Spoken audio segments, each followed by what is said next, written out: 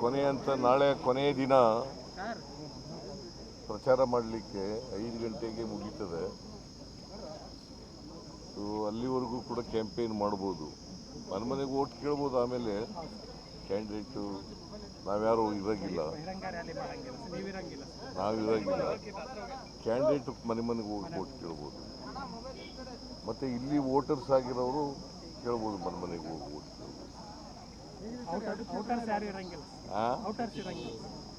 Outers ಇರೋಂಗಿಲ್ಲ. Voters ಇಲ್ಲದೇದವರು, voters ಆಗಿರೋರು ಇಲ್ಲೇ ಇರ್ಬೋದು, ವೋಟರ್ಸ್ ಆಗದೇ ಇದ್ದವ್ರು ಇರೋಂಗಿಲ್ಲ.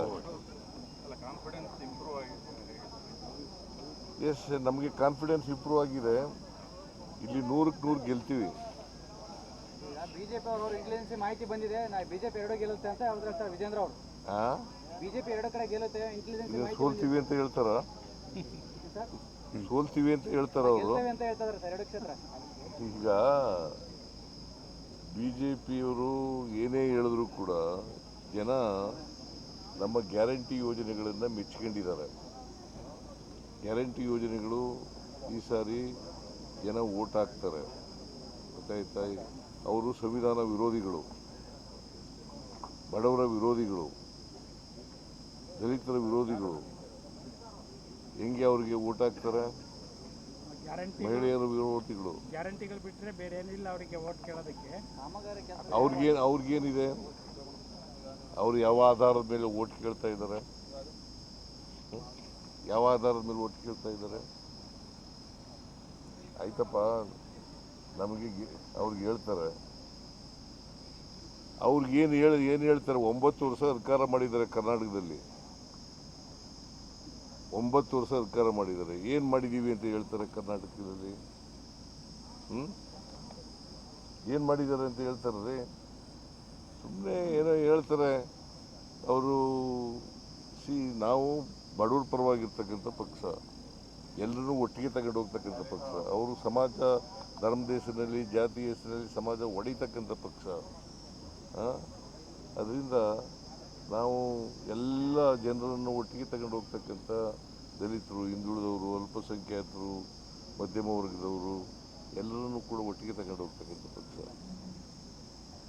JDS ಅಲ್ಲಿ ಕುಟುಂಬ ರಾಜಕಾರಣ ಮಾಡ್ತಿಲ್ಲ, ನಾವು ಜನರೇ ನಮ್ಮನ್ನು ಕರ್ಕೊಂಬಂದು ರಾಜಕಾರಣ ಮಾಡಿದ್ರು. ಯಾರು? ಕುಮಾರಸ್ವಾಮಿ ನಿನ್ನೆ ಹೇಳಿದ್ರು. ಅವರು ಮನೆಯಲ್ಲಿ ಏನು ಮಾಡ್ತಾರೆ? ಅದೇ ಕುಟುಂಬ ರಾಜಕಾರಣ ಮಾಡಿ ಅವ್ರನ್ನ ಜನಗಳೇ ಕರ್ಕೊಂಬಂದು ಆಯ್ಕೆ ಮಾಡಿದ್ದಾರೆ. ಜನಗಳೇ? ಮತ್ತೆ ಯಾಕೆ ಸೋಲಿಸಿದ್ರು?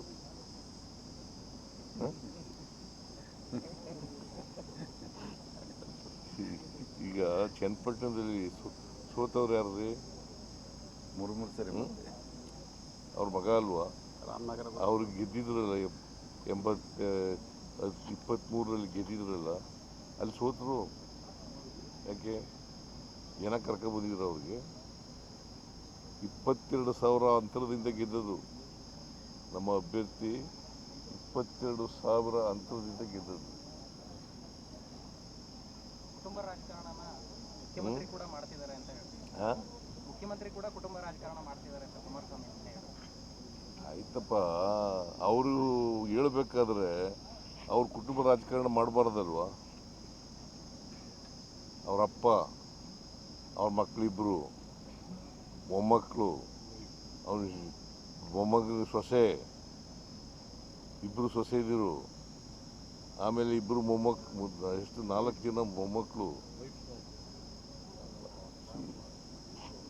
ಜನ ಬಯಸಿದ್ರೆ ರಾಜಕಾರಣ ಮಾಡಲಿ, ಮಾಡಬಾರ್ದು ಅಂತ ಹೇಳಲ್ಲ ನಾನು. ಜನ ಬಯಸಿದ್ರೆ ಪ್ರಜಾಪ್ರಭುತ್ವ ಇದು, ಜನ ಬಯಸಿದ್ರೆ ರಾಜಕಾರಣ ಮಾಡಲಿ.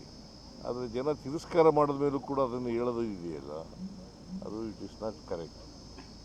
ಜಮೀರ್ ಅಹಮದ್ ಅವರು ನಿನ್ನೆ ಬಂದರು, ಪತ್ರಿಕಾಗೋಷ್ಠಿ ಮಾಡಿ ಹಾಗೆ ಹೋದ್ರು, ಪ್ರಚಾರಕ್ಕೆ ಎಲ್ಲೂ ಬಂದಿಲ್ಲ ಅಂತ ಹೇಳಿ. ಜಮೀರ್ ಅಹಮದ್ ಅವರು ನಿನ್ನೆ ಬಂದರು, ಪತ್ರಿಕಾಗೋಷ್ಠಿ ಮಾಡಿ ಹಾಗೆ ವಾಪಸ್ ಹೋದ್ರು, ಪ್ರಚಾರಕ್ಕೆ ಎಲ್ಲಿ ಬಂದಿಲ್ಲ ಅಂತ.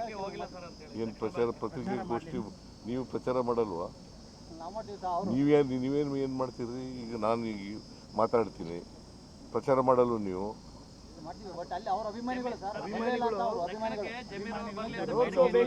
ಬರಬೇಕಿತ್ತು, ಬಂದು ಓಟ್ ಕೇಳಬೇಕಿತ್ತು, ಮುಸ್ಲಿಂ ಏರಿಯಾಗಳಿಗೆ ಬಂದು ಓಟ್ ಕೇಳಬೇಕಿತ್ತು ಅಂತ ಅವರ ಅಭಿಪ್ರಾಯ. ಸಮಯ ಇಲ್ಲ, ಅವರು ಹೋಗಿದ್ದಾರೆ ಬಾಗಲಕೋಟೆ. ಸಮಯ ಇಲ್ಲ, ಇಲ್ಲಿಗೆ ತುಂಬಾ ಅಗತ್ಯ ಇತ್ತೇನೋ ಅವರು. ಅವ್ರು ಇಲ್ಲಿಗೆ ಅಗತ್ಯ ಇತ್ತು ಅಂತ ಅವ್ರು ಹೇಳೋದು. ಎಲ್ಲ ಕಡೆ ಅಗತ್ಯ ಇದೆ ಅವ್ರದ್ದು.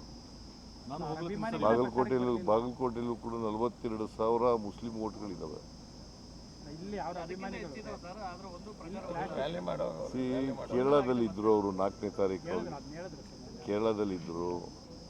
ಸೊ ಹಾಗಾಗಿ ಹೆಚ್ಚು ಸಮಯ ಇರಲಿಲ್ಲ. ಇವತ್ತು ಅಲ್ಲಿ ಬಾಗಲಕೋಟೆಯಲ್ಲಿ ಮಾಡಿ ಆಮೇಲೆ ನಾಳೆ 5 ಗಂಟೆವರೆಗೆ ಮಾತ್ರ ಇರೋದು. 5 ಗಂಟೆವರೆಗೆ ಮಾಡಿ ಹೊರಟೋಗ್ತಾರೆ. ಸೋಮಣ್ಣ ಅವ್ರಿಗೆ ಕೆಲಸ ಇಲ್ಲ ಅಂತ ನೀವು ಹೇಳಿದ್ದಕ್ಕೆ ಅವ್ರು ರಿಯಾಕ್ಟ್ ಮಾಡಿರೋದು, ದೆಹಲಿಗೆ ಬರಲಿ, ಒಂದು 2-3 ಗಂಟೆ ಬಿಡುವು ಮಾಡಿಕೊಂಡು ದೆಹಲಿಗೆ ನಮ್ಮ ಕಚೇರಿಗೆ ಬಂದರೆ ನಮ್ಗೆ ಏನೇನು ಕೆಲಸ ಮಾಡಿದ್ದೀವಿ ಅನ್ನೋದು.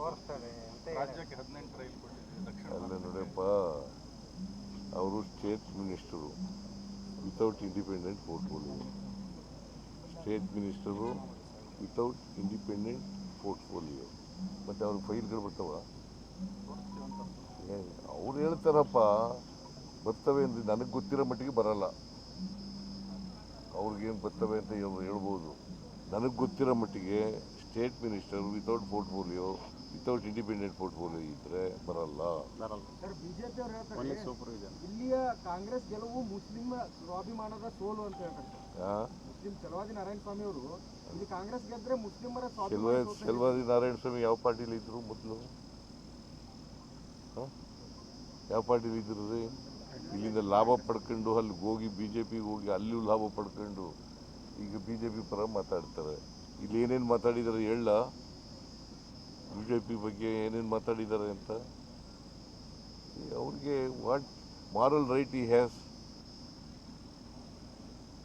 ಸರ್, ನೀವು ಅನ್ನರಾಮಯ್ಯ ಅಂತ ಎಲ್ಲ ಕಡೆ ಇರ್ತಾ ಇದ್ದೀರಿ. ಕುಮಾರಸ್ವಾಮಿ ಅವರು ನಿನ್ನೆ ಅನ್ನರಾಮಯ್ಯ ಅಲ್ಲ ಅಂತ ಹೇಳಿದ್ದಾರೆ. BJP ಅವ್ರ ಬಗ್ಗೆ ಏನೇನು ಬೈದಿದ್ದಾರೆ ಇವರಪ್ಪ ಇವರು ಅಂತ ಹೇಳ?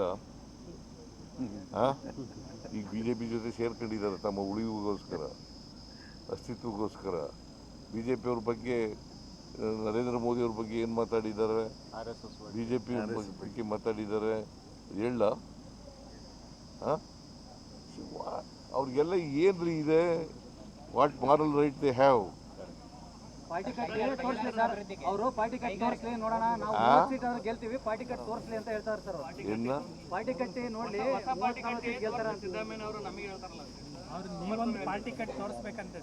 ನಾವು 30 ಸೀಟ್ ಆದ್ರೆ ಗೆಲ್ತೀವಿ, ಸಿದ್ದರಾಮಯ್ಯರು ಅಷ್ಟು ಗೆಲ್ಲಲ್ಲ ಅಂತ ಅವ್ರು ಹೇಳೋದು.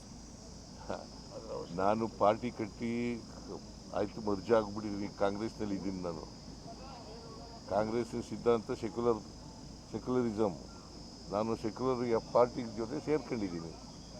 ನಾನು ಹೊಸ ಪಾರ್ಟಿ ಕಟ್ಟಿದ್ದೀನಿ ಅಂತ ಎಲ್ಲೂ ಹೇಳಿಲ್ಲ. ನಾನು ಹೊಸ ಪಾರ್ಟಿ ಕಟ್ಟಿ ಅಂತ ಯಾಕೆ ಹೇಳ್ತಾರೆ?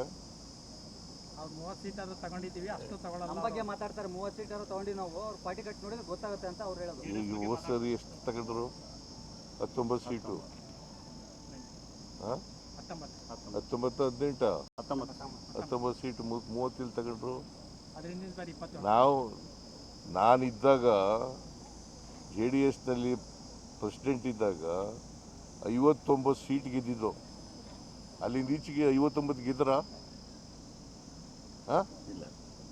ಯಾವತ್ತಾರು 59 ಗೆದ್ದಿದ್ದಾರೇನ್ರಿ? ಏನೋ ಹೇಳ್ತಾರೆ. ಈಗ ನಾನು ಅಧ್ಯಕ್ಷನಾಗಿರುವಾಗ, JDS ಅಧ್ಯಕ್ಷನಾಗಿರುವಾಗ 2005ರಲ್ಲಿ 2004ರಲ್ಲಿ ಎಷ್ಟು ಗೆದ್ದರು ನಾವು? 59 ಸೀಟು. ಈಗ ಎಷ್ಟು ಗೆದ್ದಿದ್ದರು? 19 ಬಂದಿದ್ದಾರೆ. ಪ್ರತಿ ವರ್ಷ ಇಳಿತಾ ಬರ್ತಾ ಇದ್ದಾರೆ, ಕಡಿಮೆ ಆಗ್ತಾ ಇದ್ದಾರೆ. ಕೈಗಾರಿಕಾ ಅಭಿವೃದ್ಧಿಗೆ ಕರ್ನಾಟಕದಲ್ಲಿ ಸರ್ಕಾರ ಅಡ್ಡಿಪಡಿಸ್ತಾ ಇದೆ ಅಂತ ಕುಮಾರಸ್ವಾಮಿ ಅವರು.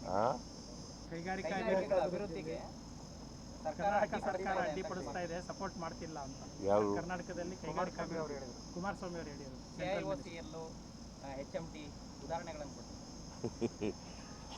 ಅವರು ಕೊಟ್ಟ ಕುದುರೆಯನ್ನು ಏರದವ ವೀರನೂ ಅಲ್ಲ, ಶೂರನೂ ಅಲ್ಲ. ಆ ಥರ